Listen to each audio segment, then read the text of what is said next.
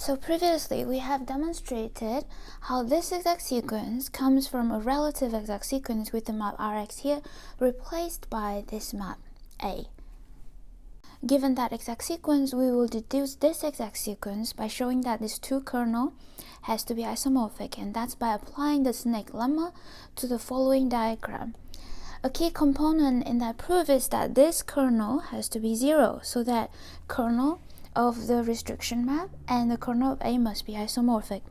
So this kernel is 0, i.e. this map here must be injective. So in this video, we're gonna prove this statement. So if L over K is Galois infinite and X splits over L, then the Brauer group of L must inject into the Brauer group of the function field of X over L. First, we will rephrase this a little bit. So observe that to say that X splits over L is just the same thing as saying that XL has an L rational point. This is by Chatelet's theorem. Thus, the statement that we want to prove is just equivalent to the following statement. Let's say X is a variety, K variety, and X has a K rational point. Then we claim that the restriction map from the Brauer group over K to the Brauer group over Kx is injective. Well, to show that this restriction map is injective, it suffices then to show that this composition is injective, where n here is the dimension of X over K.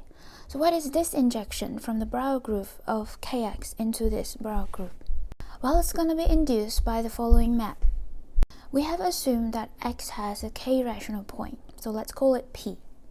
Now, because X is a Savary-Brauer variety, X is smooth, so in particular, P is a smooth K point. And thus, using local parameters at P, we can give every element in this local ring a unique power series expansion. In other words, we have an embedding from this local ring into here. And thus this induces an embedding from Kx, because the function field Kx is just the field of quotient of this local ring. So now we'll proceed to show that this composition is injective. By induction, without loss of generality, we can assume that n is equal to 1. So let's show that the kernel of this map is trivial. Let's say Y is a Savary-Brauer variety lying in this kernel.